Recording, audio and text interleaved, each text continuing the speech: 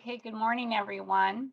I'm going to call the remote hearing of the Committee on Human Services, Finance, and Policy to order.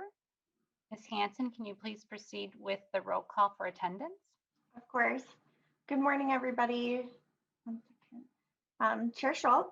Present. Vice Chair Bonner. Present. Lead Albright. Representative Bolden. Present. Representative Burkle. Present. Representative Fisher. Fisher present. Thank you. Representative Frederick. Present. Representative Hanson. Hanson, present. Representative Keel. Present. Good morning. Good morning. Representative Liebling. Present. Representative Mueller. Present. Representative Noor. Present. Thank you. Representative Novotny. Novotny's present. Thank you. Representative Pearson. Pearson present. Representative Pinto. Present. Representative Rasmussen. Rasmussen present. Representative Robbins. Present. Good morning. Representative Sandell Present. and Representative Schumacher. Schumacher present. Schumacher present. Thank you. Thank you, Ms. Hanson. We do have a quorum. Let's see, Representative Noor, would you like to move the minutes from February 24th? I do, Madam Chair. Great. Representative Noor moves the minutes from February 24th. Any comments, corrections, or discussion? Okay, seeing none, all those in favor of the minutes, please say aye. Aye. Aye. Any opposed? Okay, the minutes from February 24th, 2021 are approved. Well, members, today we have two bills. I'm assuming the first bill that Representative Noor is presenting, we'll have a lively discussion, and I'm going to give that bill, we'll have an hour for that bill, and then at 11:30, I'm going to end the discussion of that bill and move to Representative McDonald's bill. And members, we are going to be meeting tomorrow, Friday at 10:30. So if you need to be excused, please let our CLA know, Ms. Hanson.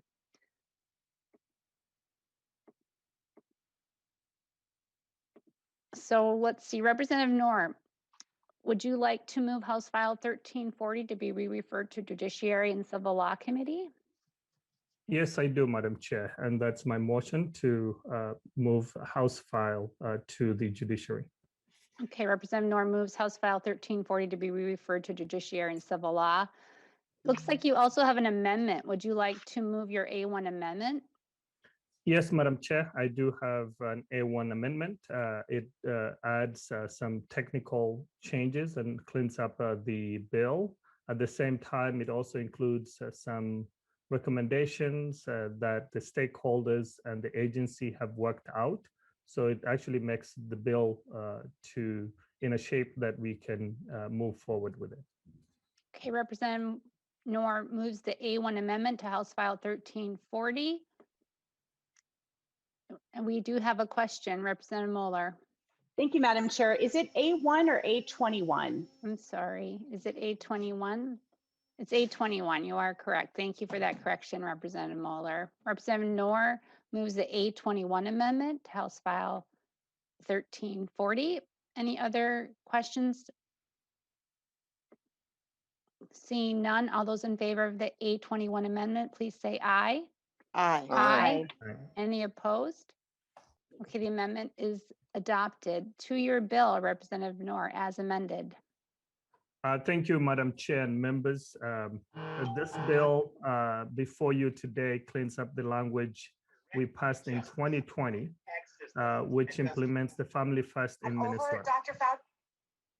It applies a Family First requirement to Minnesota voluntary foster care laws. This bill also creates a certification process for Qualified Residential Treatment Program, QRTP, in compliance with the Family First Prevention Services Act.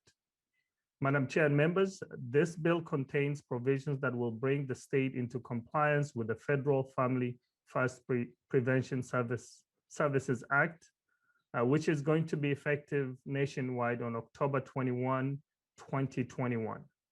The Family First Prevention Services Act redirects federal funds to provide services to keep children safely with their families and their parents and out of foster care.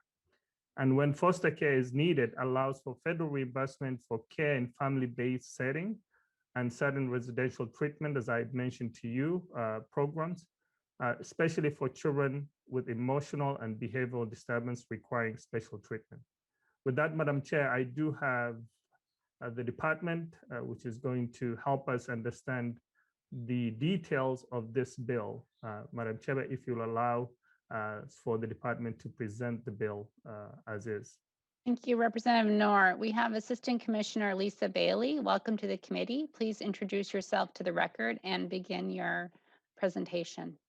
Thank you, Madam Chair, Representative Noor, committee members. Thank you for this opportunity to speak to you today about the Family First Act. My name is Lisa Bailey, and I'm the Acting Assistant Commissioner for Children and Family Services at the Department of Human Services.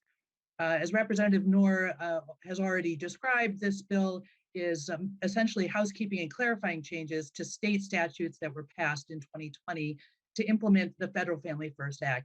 And we're doing this in preparation for the October 1st, 2021 implementation deadline.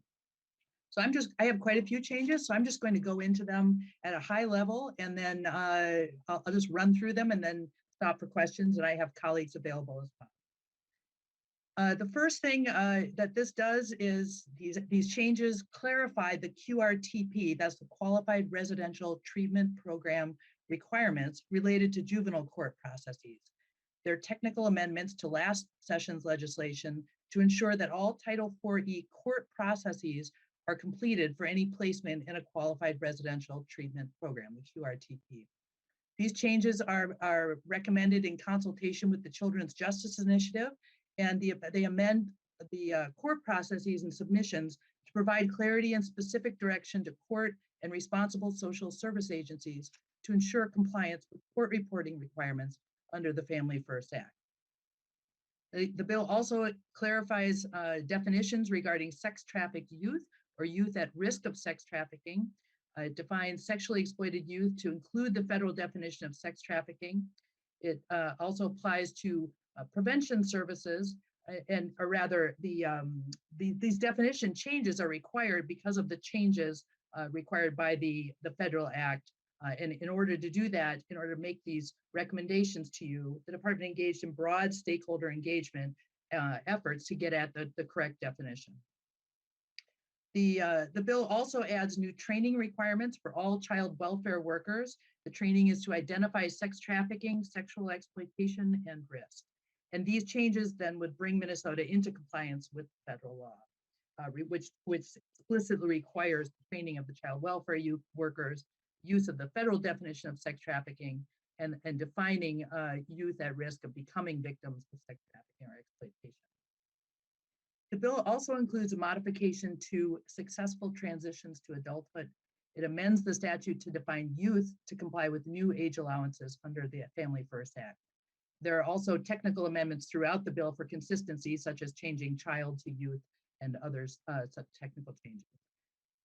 The bill amends the statute to give statutory authority to social service agencies to serve this population of youth to comply with the age allowances under the Act. And then there are also some technical amendments to get rid of duplicative language. The proposed changes have something that I think this committee has heard about already, which is to incorporate the QRTP requirements into Chapter 260D. And that amends the language in 260D to ensure that placements in qualified residential treatment programs comply with child placement and court reporting requirements under Family First, and also then allowing the Title IV-E reimbursements to take place. There is a placeholder for AFDC eligibility that's not currently in the bill language, but there is a placeholder. The bill also amends Chapter 245A to include definitions consistent with the federal law as well as Minnesota rules and the new proposed license. The new documentation provision for the children's residential facilities and foster residence settings pertaining to the background studies is included in this. The provision requires among other things, requires a license holder to document the first date of working at the facility And that's again in order to demonstrate compliance with the background study requirements under the Family First Act. In order to provide for efficient implementation of the new Family First requirements, we are proposing to add new license certifications to assist in determining program eligibility for Title IV-E for specific residential settings for children. These certifications will be available for children's residential facilities and foster residential settings, licensed by the Department of Human Services and the Department of Corrections. The Department of Human Services will issue and monitor these certifications for programs licensed by the Department of Human Services. So those are programs that would already be licensed, but then they would receive this additional certification through this process. It would also apply, as I said, this is for the Department of Human Services, also for the Department of Corrections, counties, and private licensing agencies. And this establishes the certification requirements and the processes for us to monitor the program compliance and address non-compliance. And essentially that's the certification piece is again about that ability to draw down those Title IV-E reimbursements, as well as, of course, to just ensure compliance in general. So as you can hear, the Family First Act requirements establish stricter standards on congregate foster care settings. And it is the staff's belief and the department's belief, rather, that Minnesota children who need residential treatment will be better off due to these changes because they'll be receiving these assessments to determine if child's needs can be met with their family or in a foster home. This court oversight of residential treatment and establishment of a permanency team will provide new provisions to ensure that children are placed in a facility that meets their needs and that discharge planning occurs for the children to return home and to their community. Children who have specialized needs will have access to more trauma-informed and effective placement options through the development of the specialized residence. So that's a very high level, quick overview of what we are proposing. I have staff available from Child Safety and Permanency, as well as from the licensing department, and we would stand for any questions you might have. Representative Noor, I'm not seeing any questions. Would you like to go to your testifiers? Yes, Madam Chair. I don't know if you have the advocates. I see Sue. Yes, I can call. I have a list of your testifiers. Let's see. The first testifier we have is Kirsten Anderson. Welcome to the committee. Please introduce yourself and your title for the record and begin your testimony. Good morning, Madam Chair, members of the committee. My name is Kirsten Anderson, and I'm Executive Director of Aspire Minnesota, a statewide association of children and family service providers. Family First Prevention Services Act is the most significant reform for federal child welfare funding in a generation. It presents countless challenges for states and provides opportunity to assess and determine what is the children's service continuum that Minnesota children and families most want and need, and how do we build that system together? The bill before you reflects one area of Family First implementation, focusing on intensive treatment services found in congregate care settings. As you've heard, Qualified Residential Treatment Program, QRTP, or one of 3 exception certifications are required for providers wanting to maintain eligibility to Title IV-E child welfare funding. We have been working with DHS on this language and appreciate many of the changes reflected in the amendment that you've adopted today. There is more work yet to do on the language to prepare Minnesota for successful implementation, work that we intend to do together as we all need this bill to pass in 2021. 4 key issues that we are continuing to work with DHS on include appeals processes for parents and guardians. As this new system of assessment is implemented with new decision-making authority vested in the role of a qualified individual, it is important to assure parents and guardians can appeal placement decisions. Aftercare. Family First requires aftercare support for youth transitioning from QRTP level of care back to community life. Minnesota must make plans for aftercare to be meaningful, locally available, and focused on stabilizing and supporting children and families back at home to prevent further intensive placements. Enhancing opportunities for youth transitioning to adulthood. Independent living setting is one of the 3 allowed exceptions to QRTP and should be adopted as a certification option in Minnesota. Independent living settings are by nature diverse. And as we see great value in establishing a certification for settings where eligible youth can benefit from structured treatment and support as they gain skills and obtain greater independence in community life. And review current services for children served by disability waiver and child welfare funding. We must assure system changes do not adversely impact key services for being delivered to children and youth whose treatment and support is funded by disability and child welfare resources. These topics are rife with complexity. Children's service providers are not expert in all aspects of our funding and compliance systems. What our children's service providers do bring to this conversation is a commitment to collaboratively build a true continuum of services, from family preservation to intensive services that our children, youth, and families want and need to support their lives today and their healthy futures. We fully support demonstrating compliance with Family First to continue to access federal child welfare funds. We also believe that we can use the challenge and opportunity of Family First Prevention Services Act to creatively envision, design, and build a children's service system that increasingly meets the unique needs of Minnesota children, youth, and families. Thank you. Thank you for your testimony, Ms. Anderson. We appreciate you being here today. The next testifier is Sue Abderholden. Welcome back to the committee, Ms. Abderholden. Please state your name and affiliation for the record and begin your testimony. Thank you, Madam Chair and members. Sue Abderholden, Executive Director of NAMI Minnesota. Last year, when the legislature heard the department's bill to implement Family First, NAMI Minnesota vigorously opposed it. We did not want parents of children with serious mental illnesses to fully go through the child protection door. You directed DHS to meet with stakeholders to see if there was another way. Honestly, the task force didn't really resolve anything.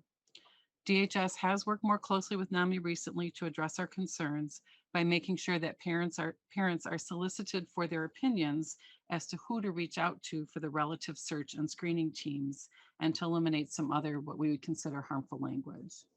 There are a few issues remaining, such as allowing parents to appeal a decision by the screening team or the qualified individual and the county if they deny access to residential treatment. To make sure that the aftercare plan actually includes providers in their community, our residential providers are not in every county or even every region of the state, and so it doesn't make sense to make the providers responsible for that. Unfortunately, we still do not have another option for parents of children who have a serious mental illness. You have to understand that the child welfare or child protection lens clouds everything. Even during these task force meetings, when looking at the data for the number of children in voluntary placements due to their mental illness, they were labeled as number of children removed from the home or removal reasons. These are not children who were removed from their home. These are children who were placed into mental health residential treatment. And that's why we're so concerned about putting families through this door. As some of you know, NAMI is working on a bill, House File 944, that was heard yesterday to really try to create a separate path. If we don't use 4E funds, families won't have to go through relative searches and screening teams. But it's more complicated than we thought, and it might take more time to develop the right and real solution. And we are going to work with MAXA on that. And I just want to remind people that for any other level of care, hospital, PRTF, and private insurance for residential, access is determined by medical necessity. Only for children on MA or children uninsured do you have to go through child welfare to access residential treatment. We aren't going to oppose this bill, but frankly, we're not going to support it either. We'll just stay neutral. But I just want to encourage the committee that we must find another path for these families. Thank you. Thank you, Ms. Abderholden. It looks like Chair Liebling has a question. Yeah, thank you, Madam Chair. And Ms. Abderholden, thank you for that. I just wondered if you have any rough ballpark estimate, or maybe DHS does, of how many families are in that bucket that you were just describing, just to give us a sense of the scale of this. Can you do that? Ms. Abderholden? Madam Chair, Representative Liebling, in looking at some of the charts that they provided through the task force, and they can correct me if I'm wrong, but I believe it was around 700 families. And the Title IV dollars were a little over 2 million. And then the county dollars were about 35, 36 million. Madam Chair. Chair Liebling? Thank you, Madam Chair. So the 700, Ms. Abderholden, is that sort of a prevalence number? Like that's how many there are right now who who fall in that? Or is that kind of how many there might be a year? Or I'm just sort of trying to get my arms around I get the severity of the issue. I'm just trying to get my arms around the scope of the issue. Ms. Abderholden? Madam Chair, Representative Liebling, I'm looking for the chart. It's a okay if lot you of- don't have it right now, but, or maybe I have Ms. a- Bailey yeah. could Yeah. help with that. Assistant Commissioner Bailey? Madam Chair, Representative Liebling, I don't have that number right now. I know that the numbers Ms. Abderholden quoted in terms of the funds, I believe that is appropriate. That is correct. But we will certainly get that for you as soon as we can. And if I have it Thank before you. the end of the hearing, I'll get that to you. Thank you, Madam Chair. Okay. Not seeing any other questions. We'll move on to the next testifier. We have Cynthia Slowiak. Welcome to the committee. Please introduce your name and affiliation for the record and begin your testimony. Good morning, Madam Chair and members of the committee. My name is Cindy Slowiak. I am a Human Services Manager at Hennepin County Human Services. I am testifying today on behalf of MAXA. From the perspective of counties, the way this legislation stands with the set aside of the youth placed under 260D creates significant problems in ensuring oversight, accessing the proper services, and the ability of counties to capture 4E revenue for these placements. Therefore, it is MAX's position that the youth placed under 260D should be included in the Families First legislation. Our position is based on three primary reasons. First, the federal legislation provides protections for the youth when they are placed out of the home. These protections ensure that the youth is getting the appropriate level of care in the least restrictive environment, and that that level of care is monitored by county staff and court oversight. This ensures that the child gets their needs met and that there's adequate emphasis placed on reintegrating the child back into their home and community in the shortest amount of time possible. The second reason is that 260D covers a broader spectrum of placements other than just residential treatment. The provisions under 260D cover treatment placements for youth placed in group homes and corporate foster homes. These placements are to meet the developmental and mental health needs of these youth. By removing all the youth covered under 260D, the cost of these services would be shifted to counties, and counties are not in a position to absorb the additional costs. Thirdly, inclusion of children placed under 260D in the federal Families First federal legislation allows counties to capture the 4E revenue. Counties recognize the advocacy agencies' concerns regarding some of the requirements under Families First for youth being placed voluntarily in residential treatment. At the same time, counties have concerns and reservations about developing an alternative pathway for accessing and paying for residential treatment. We recognize a proposal was heard yesterday in the Behavioral Health Committee. Counties would welcome the opportunity to participate in discussions related to the development of this alternative pathway to prevent unnecessary duplication of protocols that would need to be implemented at the local level to ensure protections for the youth in placement continue and to support the parents' right to advocate for their needs of their child. Thank you. Thank you, Ms. Slowiak. The next testifier is Matt Freeman. Welcome to the committee. Please state your name for the record and affiliation and proceed with your testimony.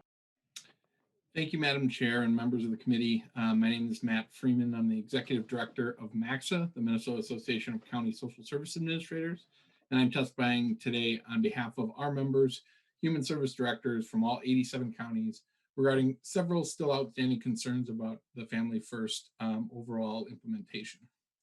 First, to echo Ms. Slowiak shared, how the statute stands now sets 260D voluntary placements outside of QRTP requirements, creating those problems both in regard to proper oversight and access to service and payment for cost of service. So the legislature not taking action this session would have negative consequences for services and funding. So we really thank Representative Noor for authoring this bill and overall support this package. However, even with this change, counties know that they will not be able to access Title IV-E reimbursements if providers or facilities do not become QRTP compliant. And so counties remain committed to preventing and limiting out-of-home placements, but we know that out-of-home placements will still occur, meaning the cost for these placements would fall more heavily on county levy dollars. And we'll continue to work with DHS and providers to support providers meeting QRTP requirements, but want to flag this concern generally and may need legislature support in addressing this issue going forward. Second, I wanted to just flag that MAXA members also highlighted a concern about today's amendment and its potential impact on the composition of the permanency team. We want to make sure that the permanency team foremost functions in the best interest of the child. And we have concerns about the prospects of only allowing individuals that align with parents' perceptions or requests to be included on that team. At the least, we think it makes sense that treating professionals, example of the child's therapist or family therapist, should be included. And a compelling argument can be made for being proactive about including maternal and paternal relatives if we're able to identify and locate them and it is appropriate. Our understanding is that this language has been a part of an ongoing negotiation with stakeholders in DHS, and DHS is working to convene a conversation for all of us to discuss the issue and hopefully come to a conclusion that meets all parties' needs. And we welcome that opportunity to work out those remaining concerns. Lastly, I would just highlight a issue that has arisen during recent discussions regarding the fiscal impact of Family First beginning in September. DHS has informed counties that the maintenance rate for foster placement in congregate and corporate foster care settings will no longer be determined by the MAPC or the Minnesota Assessment of Parenting Children and Youth rate. Instead, DHS has determined based on implementation that counties will need to each contract with vendors for the maintenance cost of placements. And this approach shifts administrative burdens to counties. This approach also has the potential to create some inconsistencies in practice and rates between counties' contracting processes and inefficiencies, especially with organizations that have locations in multiple counties and placements of children outside of their county in order to find locations that meet their needs. There is a recent history of services that have been delivered through individual county contracts being moved to DHS contracting for greater consistency in rates and terms. And concerns about variability that arise from lead county contracts are well known to counties, providers, and DHS. Currently, the MAPC rate sets the maintenance rate for care and treatments and provides stability in maintenance rates under state statute, setting rates and applying rate adjustments statewide. And counties have approached DHS and are hoping to work with them on the best route forward to determine a statewide maintenance rate with the prospects for aligning that with the current MAPC rate. So I raised this today to recognize that legislative action might be needed to authorize a common statewide maintenance rate and to align with the increases in the MAPC rate. So thank you again for the opportunity to support this legislation overall, and we'll continue to work diligently to work out any outstanding concerns. Thank you, Mr. Freeman, for your testimony today. Please stick around for questions. Ms. Abderholden? Madam Chair, I have the answer to Representative Liebling's question earlier. I knew it was here somewhere on my desk. So for 2019, there were 558 new cases for 260D, and active cases during that time was 1,270. Thank you, Ms. Abderholden. We appreciate that. Representative Robbins. Thank you, Madam Chair, and thank you, Representative Noor. I just had a follow-up question for Mr. Freeman. You mentioned that even if this bill passes, that there would possibly be a disincentive for out-of-home placement if the facilities are not certified through uh, the QRTP process. And I just wondered, is there any reporting requirement on this? Because my concern is that if the county doesn't have, the county will have a financial incentive to place them in these certified facilities so they get the federal reimbursement. It will be a very strong incentive, but I'm not sure that would necessarily always be in the best interest of the child, because it might, if there's no certified QRTP facility near the child's home or in their county, you might choose to send them far away just to get the money, right? It's just makes economic sense at some level. So how are we going to track this, and how are we going to see how much that incentive is driving decisions about where kids are placed? I'm very concerned about getting reporting on this. Thank you. Thanks for the question, Representative Robbins. Mr. Freeman? Yeah, Madam Chair and Representative Robbins, I want to clarify from my comments, the federal reimbursement for Title IV-E is for the room and board cost for these placements. There's still a significant additional cost that is paid for out of county dollars. I think the numbers that Ms. Abderholden cited were about $2 to $2.5 million in that Title IV-E dollars that counties are eligible for, but 37 to 39 million as the overall cost. So there is not a financial incentive for a county to do an out-of-home placement in that setting, because it would be a significant county levy cost for doing that placement. Overall, I would say our members seek to maintain permanency with someone's family as the top priority, and are seeking to limit the number of out-of-home placements that we can see across the system, not only for financial reasons, but because we find that that is best for the children and best for the overall welfare of our communities. Thank you, Mr. Freeman. Representative Robbins? Thank you, Mr. Freeman. I appreciate that answer, and I share the goal of, keeping kids in their in-home situations, but nevertheless, there are times when residential treatment for mental health is really necessary, and so I just want to make sure that the incentives for that are being carefully monitored. So I would hope that somewhere along the way we would make sure we get reporting language on that. Thank you. Thank you, Representative Robbins, for the good question. Representative Fisher? Thank you, Madam Chair. I just want to make sure I'm understanding parts of the bill here right. For services to be provided to youth in the program here, do the youth have to go through Child Protective Services to have access? And I don't know who's best to answer that question. I think Assistant Commissioner Bailey. Thank you, Madam Chair, Representative Fisher. I'm going to turn this over to my colleague, Jamie Sorensen, who's the Division Director for Child Safety and Permanency. But I can say the answer is, well, I'll turn it over to Jamie and let him describe it as well. Okay, Jamie Sorensen, please introduce yourself and your title for the record and proceed. Good afternoon. Thank you, Madam Chair. And Jamie Sorensen with the Department of Human Services. And there are streams, and so it wouldn't have to be the Child Protection Services system.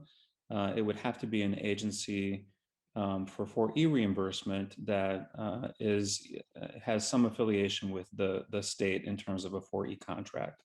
And so it could be through a juvenile justice or behavioral health pathway as well. Representative Fisher? Thank you, Madam Chair. And I'm sorry, part of the reasons I'm asking some of the questions is this sounds a little like a one-off of a bill we heard in my division yesterday, where some of the funding sources required families to go through Child Protective Services, be able to access the funding before they could get the services. And so that was a disincentive, and this was sounding a little familiar with that. And so that's why I wanted to kind of ask the question here. So a follow-up question I would have, are there specific sources of funding for the youth that require you having to use Child Protective Services? It feels like that, it sounds like there might be certain situations where it sounds like the family might have to have child protective services being used before they can get their kids into this program, into the program. Is that correct in some of these situations? Mr. Sorensen? Madam Chair, Representative Fisher, thanks for the question. Some of the federal funding sources are targeted toward youth who are in a public child welfare system, which is a fairly broad definition and can include juvenile justice, behavioral health, and child protection. The Title IV-E is a child-specific eligibility, and reimbursability is conditional upon a number of factors related to the work that was done prior to a child being removed from their home, that remaining in the home is contrary to the welfare of the child, and that the facility or the placement within which the child is residing is eligible and reimbursable for 4E. So the Family First Preservation Services Act, which is the primary focus of our work on this at this time, is relative to those kids in facilities where they would be pulling down Title IV-E to help offset the cost of the placement. Representative Fisher? First of all, thank you, Madam Chair. Thank you to the testifier. You've given me some to think on. I'm still trying to format here. I might have a couple more questions as we go forward, but thank you for the opportunity to ask the questions. Ms. Abderholden, do you want to respond? Thank you, Madam Chair. I mean, the way the Family First bill is set up is that if you're on medical assistance, if you're on anything other than private insurance and your child needs residential treatment, you are going to have to go through this process. I mean, that's what this is all about, which means whether it's 260D is voluntary placement or 260C, you're going to have to go through this process and have a relative search and have a screening team. And does the department disagree with that? I mean, this is what is laid out. Assistant Commissioner Bailey? Madam Chair and Representative Fisher, that is existing law, and that's the way it happens now. What we're proposing here, and so Ms. Abderholden is correct, absolutely. What we're proposing here is because we're being required by the federal Family First Act requirements to make these changes to the two different sections of the statute, which is 260C, which has to do with the out-of-home placements for children in the child welfare system, and then 260, so involuntary placements rather, and then 260D, which is the children that Ms. Abderholden is addressing right now. Under Family First, we are requesting that both of those sections, that the Family First Act requirements apply to both of those. So that's the change. Right now, they do the requirements Ms. Abderholden laid out, that is current law. So we're asking that the Family First requirements also be added onto that.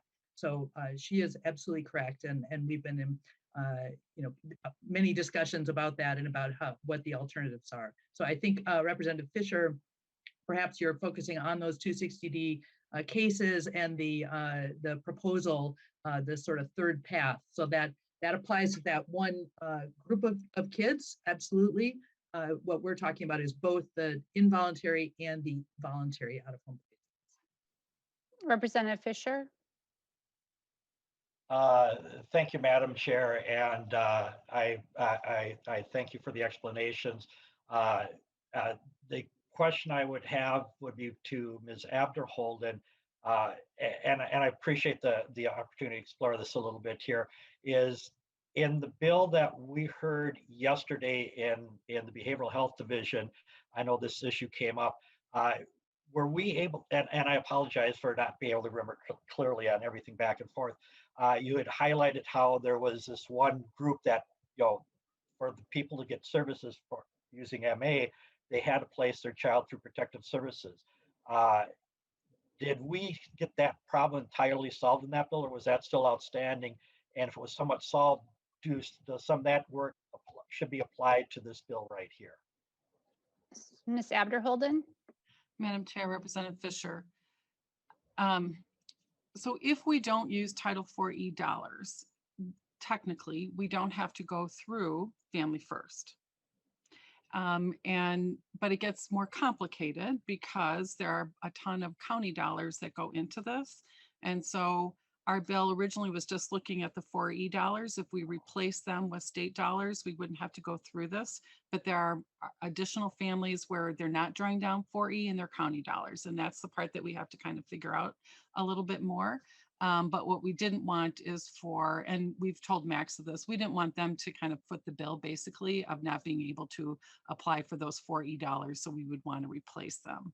I know this gets a little tricky, and under the current system, families, they don't have to do a relative search. They don't have to show up at court right away. They just file papers. So it is not quite as intense as if you did it under 260C. And that was legislation I worked on over a decade ago. And it was to make sure that families didn't have to relinquish custody and weren't treated as if they abused or neglected their child. I hope that answers your question. Thank you, Ms. Abderholden. Representative Fisher? Thank you, Madam Chair. Thank you, Ms. Abderholden, for that explanation. Yes, it is extremely complex, and your explanation helped me out there. I appreciate it. Okay, I'm not seeing any more questions from members. Representative Noor, would you like to make additional comments or closing comments? Yes, Madam Chair. Madam Chair and members, I hear your concerns. I hear the concerns from the advocates in regards to Minnesota Family First. I would like to see more collaboration so we can resolve some of the challenges and also the unintended consequences as we implement the program. I also want to assure you that I will continue to work on this issue so we can bring everybody on board so that we can look into the implementation of FFPSA in the state of Minnesota. However, delays in this proposal will impact federal approval of the Title IV-E plan and implementation of FFPSA and puts federal 4E funding at risk. With that, Madam Chair, I would like to renew my motion that House File 1340 as amended to be re-referred to Judiciary, Finance, and Civil Law. Thank you so much. Thank you, Representative Noor. So Representative Noor renews the motion to re-refer House File 1340 as amended to the Judiciary and Civil Law Committee as recommended, and we will take a roll call vote. Ms. Hanson, chair votes aye. Schultz, aye. Vice Chair Bonner? Aye. Bonner, aye. Lead Albright? Aye. Albright, aye. Representative Bolden? Aye. Bolden, aye. Representative Burkle? Aye. Thank you. Representative Fisher? Fisher, aye. Fisher, aye. Representative Frederick? Aye. Frederick, aye. Representative Hanson? Hanson, aye. Hanson, aye. Representative Keel? Excuse me. Keel, aye. Thank you. Keel, aye. Representative Liebling? Aye. Liebling, aye. Representative Moeller? Aye. Moeller, aye. Representative Noor? Yes. Noor, yes. Representative Novotny? Novotny, aye. Novotny, aye. Representative Pearson? Pearson, aye. Pearson, aye. Representative Pinto? Aye. Pinto, aye. Representative Rasmussen? Rasmussen, aye. Rasmussen, aye. Representative Robbins? Aye. Robbins, aye. Representative Sandell? Aye. Sandell, aye. Representative Schumacher? Schumacher, aye. Schumacher, aye. Chair Schultz, that's 19 ayes and 0 nays. Thank you, Ms. Hanson. The motion passes and the bill is now re-referred. The last and second bill on our agenda is Representative McDonald's House File 923. I'll move that House File 923 be laid over for possible inclusion in the Human Services Finance Bill. Welcome to the committee, Representative McDonald. Please tell us about your bill. I'm not seeing any amendments. Madam Chair, that is correct. There are no amendments to the bill. Good to be back in front of HHS. I spent about 4 years in my previous terms with HHS, so it's near and dear to my heart still. Here in this very committee and in various settings across the state of Minnesota, there are important conversations taking place about how we as a state can support Minnesota with disabilities to live meaningful lives in our communities. Lives based on their own choices and about where and how they live, learn, work, and play. These conversations are resulting in many innovative ideas for how to move towards this shared goal while using state dollars in the most cost-effective way, including ideas for reforming existing programs, integrating and increasing choices for individuals around how they are limited support dollars, and more. However, communities inclusion can only be successful if it is guided by self-advocacy individuals with disabilities. Speaking of which, I need to put my glasses on, pardon me. Self-advocacy individuals with disabilities naming their own vision of what they want with their lives and what they want to look like. That self-advocacy must be the foundation, whether it takes place within their own family, in their place of work or school or living, in their local community or here at the Capitol. Or to put it another way, people with disabilities must share the leadership of this work with their own inclusion. The grants funds proposed in this very bill would support specific activities focused on development of these leadership and self-advocacy skills of Minnesota with disabilities. This bill has been in front of this committee before, and this committee has successfully supported this idea and bill in the past. It's a wonderful bill and a great opportunity for those with disabilities in the state of Minnesota. I'm going to turn it over now to my testifier, Mary Kay Kennedy with ACT, Center for Disability Leadership, to provide a further brief of the testimony on the bill. Madam Chair. Thank you, Representative McDonald. Mary Kay Kennedy, welcome to the committee. Please introduce yourself for the record and proceed. Well, thank you, Chair Schultz and members of the committee. My name is Mary Kay Kennedy, and I'm the Executive Director with the ACT Center for Disability Leadership. So I'm really appreciate the opportunity to give testimony today on this bill. So when you think of the rights that folks with disabilities have, and those rights are often written on pieces of paper, and the rights that they actually know about and are supported to exercise, there really is a significant gap there. There's a gap between what their rights are and what they know about. So I wanted to just give the committee just a few examples of really common kinds of things that we see with the folks that we're working with. So at a recent workshop, we were talking about housing, and one of the fellows said, well, I'd really like to move. I'm not happy where I am, but if I moved, I wouldn't have anybody to give me my medications, so I can't move. Another one said that she's not allowed to have any guests in her home. She lives in foster care, and the foster provider says, no, this is my home. If you want to be with your friends, you go out in the community. You can't have anyone in here. Another fella said, you know, I knew I had the right to vote, but I didn't know I had any of these other rights that you're talking about. And then just a final kind of a little example is one of the gals really wanted to go and order out from a local restaurant. And the powers that be said, nope, you're on a calorie restricted diet, and that's just not going to happen.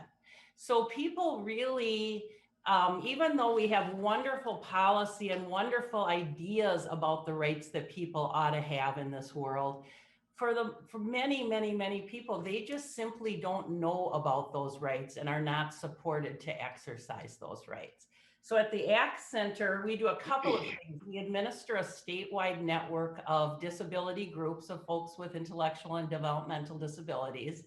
And we create tons of training for folks. So we create trainings that can go out to every part of our state just to share this message about you have rights and you belong in this world. So for many people with intellectual disabilities, they really have lived in, we kind of call it service bubbles, where they really are not out there interacting with people with and without disabilities. So that's the really great news is that when we provide disability supports and disability inclusion supports and self-advocacy training, we really see some really great results. So I don't know if you can see this picture, but it's a picture of one of our groups that joined a community garden. So they joined and they met their neighbors and they started to form relationships, and they're sharing and they're weeding the other people's plots, and people are coming over to help them. So it's really a fabulous example of people being supported to be part of their community and how everybody really benefits when that happens. So I have just dozens of examples of people starting volunteer clubs, teaching each other how to use Uber and Lyft, getting their phone books out and figuring out, hey, that cousin that I haven't seen for 4 years, I'm going to call that cousin and see if she wants to go out for a beer. So people, once we kind of get people rolling on this idea of you deserve to be part of community, we really do see some fabulous results. So basically, I guess in short, our program is trying to narrow that disparity gap between the rights people have and the rights they know about and are supported to exercise. And just to support people to get out there and be regular Joes in the community side by side with everyone else. So basically what this bill will allow us to do is to maintain this statewide network that we have that works beautifully to get the word out to folks about their rights. And some of the funds in this legislation will go directly to the regions across the state so that they can reach more people. So that's always a big issue, the number of people that we're able to reach. And it just allows us to continue with our networking and conferencing, and again, just getting that word out. And it positions our members across the state to continue to be leaders in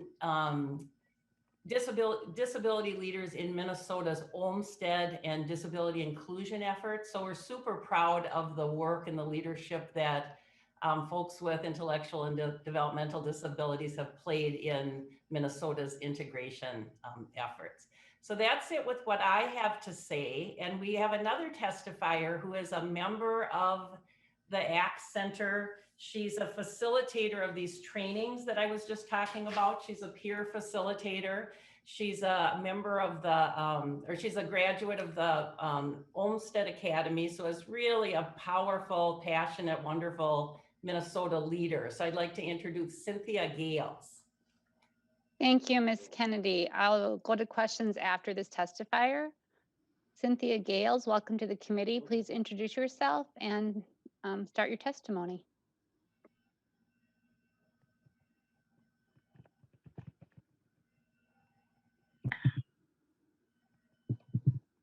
Okay.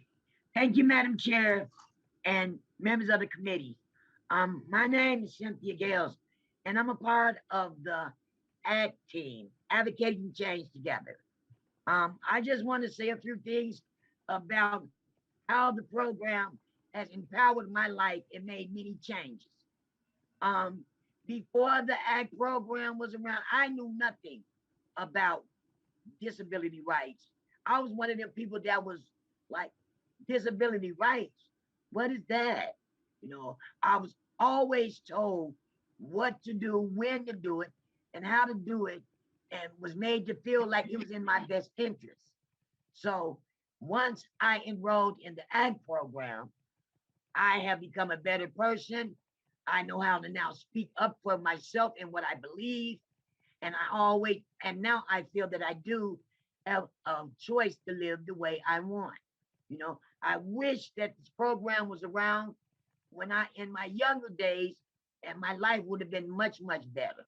You know, I am now in a program helping people who know nothing about their disability rights. We have an on-hands program that we help people to understand through skits, plays, song, dance. You know, we're just trying to get it out there that just because you're disabled or you have a disability doesn't mean that you can't be treated equally. You know, and the program is excellent. It's excellent, and it works.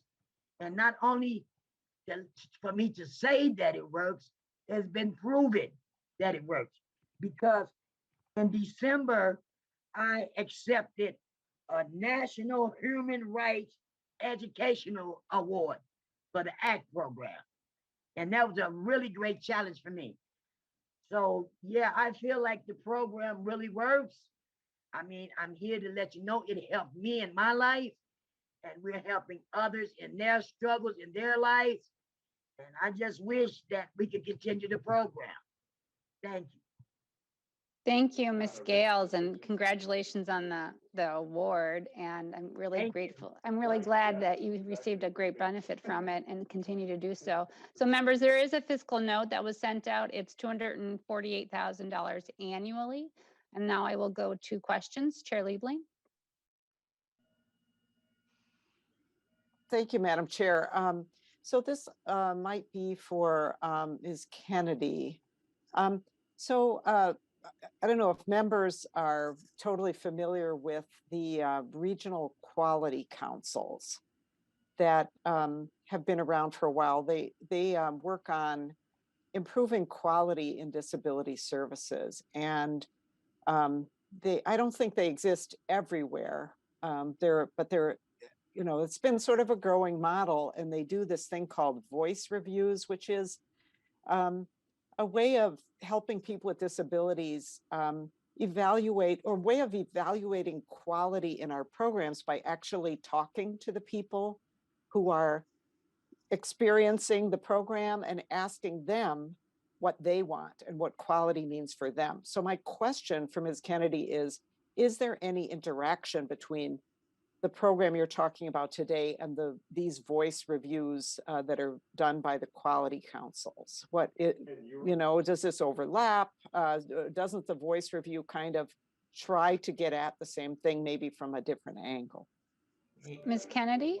Yes, thank you, Representative, and thank you for the question. I think you're absolutely right. I think they're the same thing, just coming at it from a little bit different angle. So some of our members have definitely been some of the people that have conducted those voice reviews.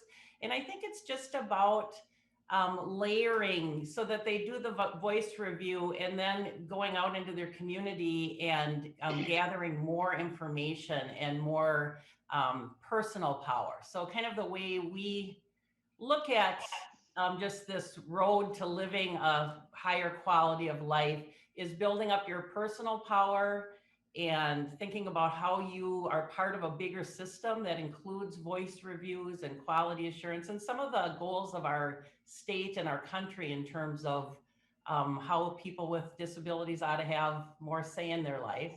And then, just getting out there and enjoying life. So I don't have to kind of back to that question. I'm not, I know that many of our members have been part of those quality reviews and have participated in being the interviewers for measuring quality, but I don't have a deep understanding of all of the aspects of that program. Chair Liebling? That's great, thank you. Representative Albright. Madam Chair and Representative McDonald, thank you for bringing this initiative before the committee. I want to pick up on something that Representative Liebling said, and I concur with Representative Liebling. I think it's very important that we look at all programs, but I think there's a key difference that I want to just highlight for the members of the committee. As I listened to the testimony of both Ms. Kennedy and Ms. Gales, I identified that it isn't just about informing individuals about their rights, but I think it's also very, very important that you empower them to be able and train them to have the ability to act on those rights.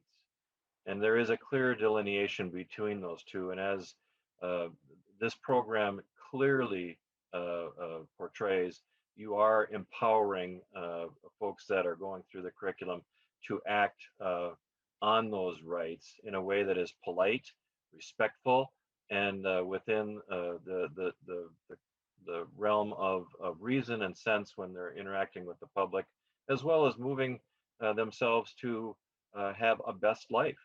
As we often say in this committee, Chair Schultz, and we talk about the book that we are all hopefully reading at some point, I think it's important that we recognize that the folks that come through these programs, they're looking for an opportunity to make themselves reach their choice of best potential.